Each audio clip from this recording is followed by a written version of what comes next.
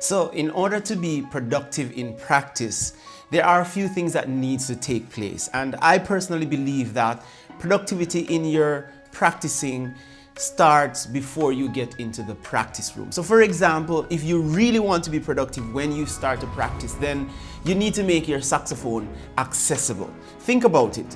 There's this old saying that out of sight, out of mind. So if your saxophone is locked up in its case and it's stuffed away in a corner under your bed or under a table or somewhere where you're not able to see it, then it's highly unlikely that you're going to practice, right? It's like joining a gym that is about 5 or 10 miles away from your home. The farther it is, the more difficult you make it in actually showing up to the gym and exercising. It's no different with your saxophone. And so for me, over the past 2 or 3 years, what I have done is to leave my saxophone on its stand, and the only time it goes inside of the case is when I am traveling outside of my home to go to a gig, or I am going to stay outside of my home for a day or two.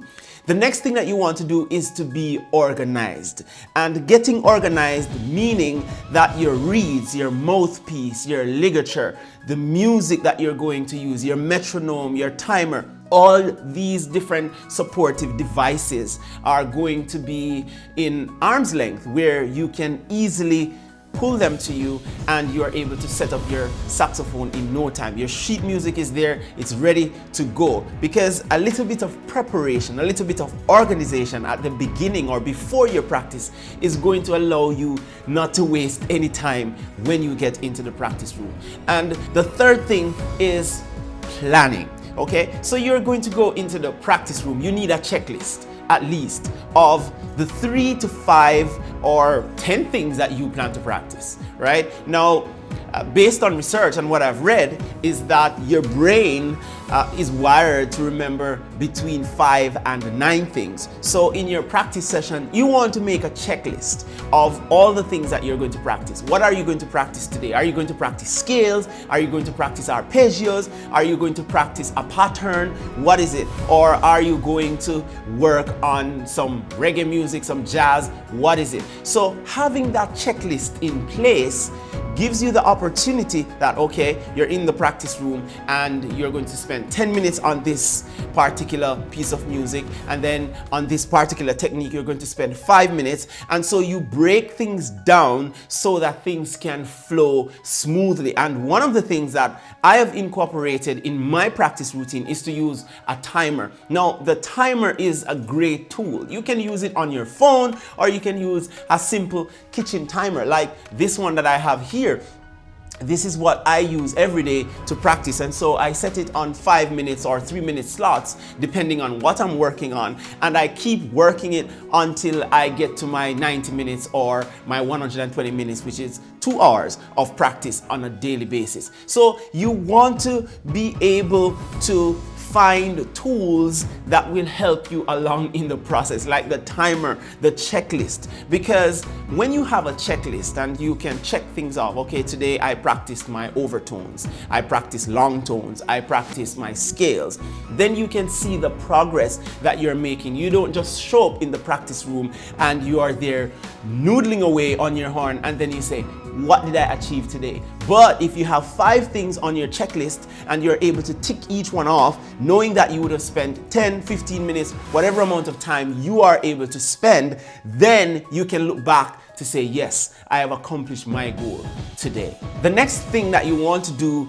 to be productive in your practice session is to get rid of all distractions, such as your phone, whatever browser you have open, Facebook, Instagram, whatever you have, right? You need to get those closed out so that you can practice productively. You know, one of the things that I do in my practice is that I allow no distractions at all. So I don't accept phone calls unless I'm having a package being delivered, which I would be expecting. So I plan in my mind that I'm going to do that.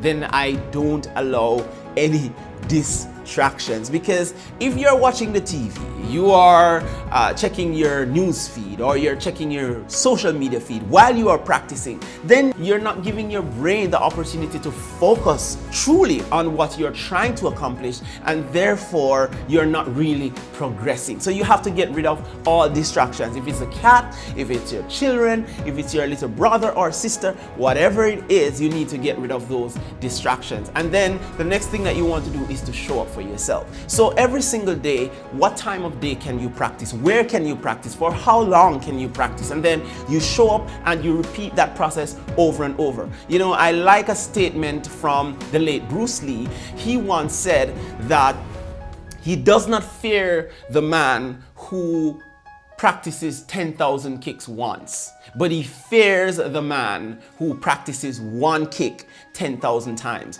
If you really want your habit of practicing and productive practicing to really stick, then it's the repetition and how often you expose yourself to that which you're seeking to achieve that is going to allow you to accomplish it. It doesn't matter who you are. You know, some of us think it's the talent you were born with, or you were born with an extra edge why you are able. No. The more you expose yourself to that which you're seeking to master, then you are able to become better at it. You know, if it's your scales, why practice the scale once and forget it? You practice it every single day, right? If it's a C major scale, you practice it every single day, over and over and over until it sticks. And then you use a metronome if you want to develop your speed with that, and every day you bump it up 1 beat, 2 beats, 3 beats, and so on. So the more you expose yourself to the situation, the more you show up for yourself at that time of day to practice your saxophone and to be productive about it, then you are able to accomplish more. So in order to be productive, you need to make your sax accessible, organize yourself, you need to have a plan with a checklist, you need to get rid of distractions, and of course you need to show up for yourself. Remember, you are your biggest competition. And as always, guys, push play until something happens. Peace.